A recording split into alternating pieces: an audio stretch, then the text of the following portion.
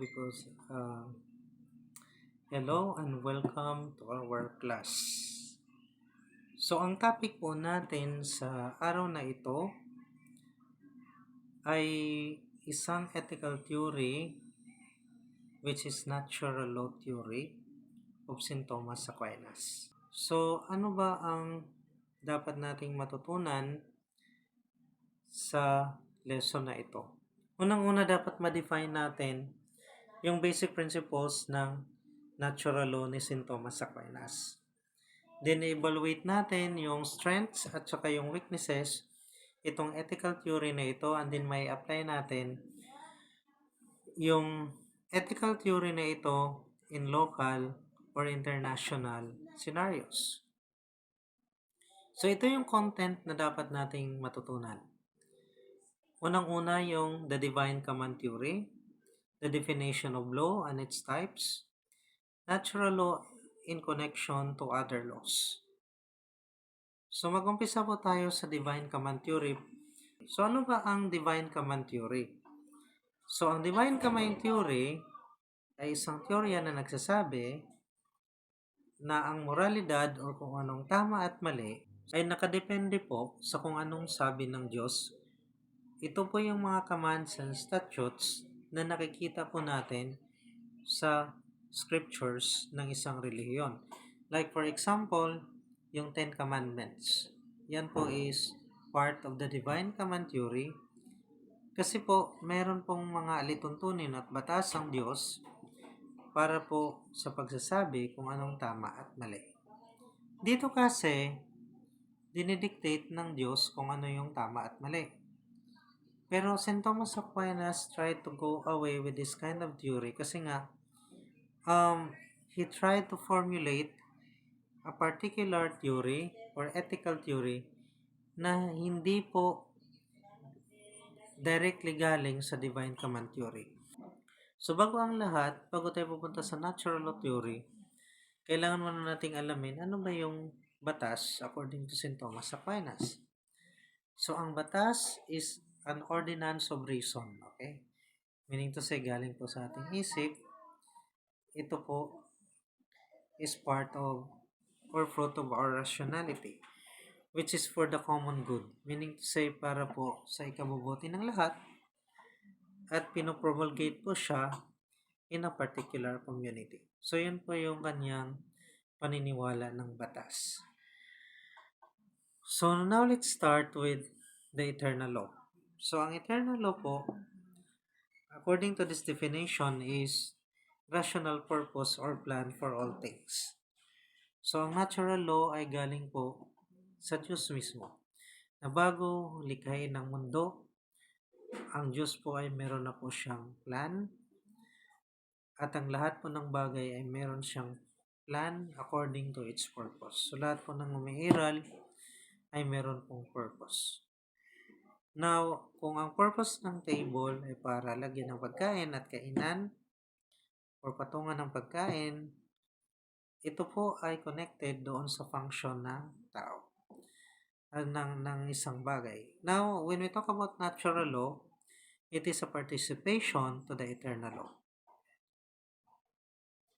Participation siya kasi lahat po ng umiiral sa mundong ito or even in the universe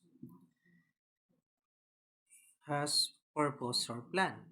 Ano ba yung human law? Ito po yung mga batas o yung tinatawag na secondary precepts na meron tayo sa ating community gaya ng mga batas na meron tayo dito. So ano ang divine law? Ang divine law po, ito po yung batas na makikita natin sa scriptures. Okay? So, sana malinaw po ito kasi later on babalikan natin siya. So, bago natin talakayin yung natural law, kailangan muna nating tingnan ano ba yung purpose ng tao. Kasi nga sa eternal law, meron tayong purpose. At paano ba natin magagawa yon?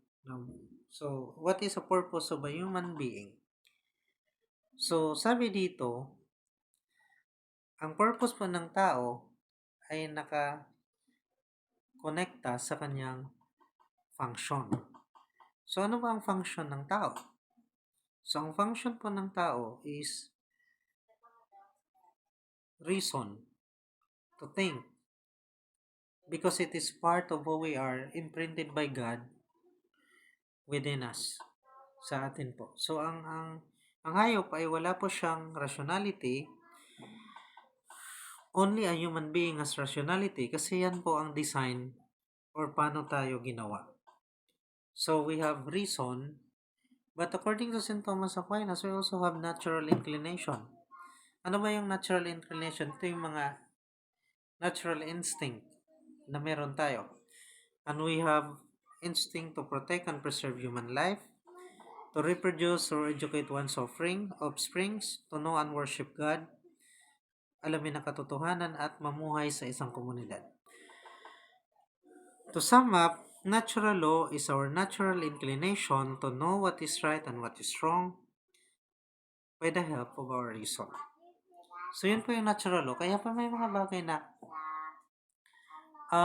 parang mali ito sa akin.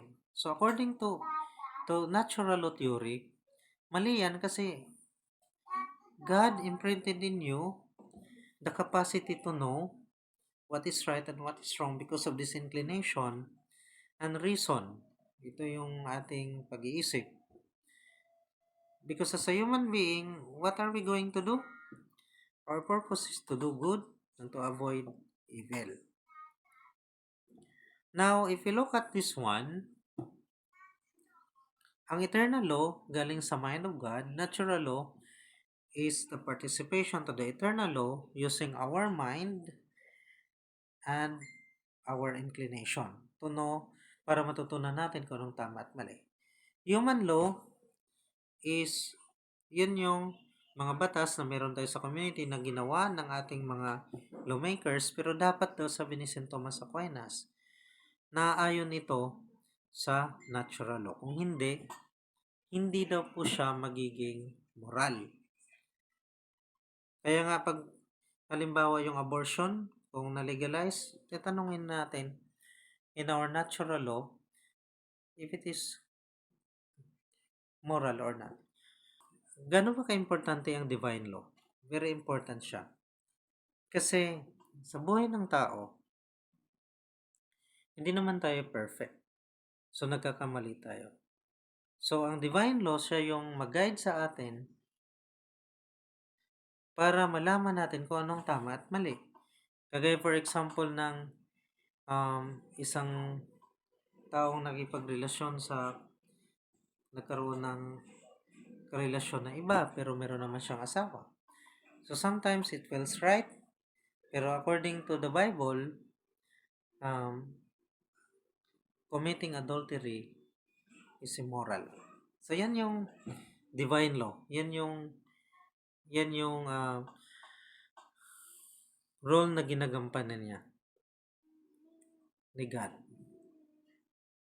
So, to summarize, our natural law asserts that we have natural inclination to understand what is right and what is wrong in accordance with our reason.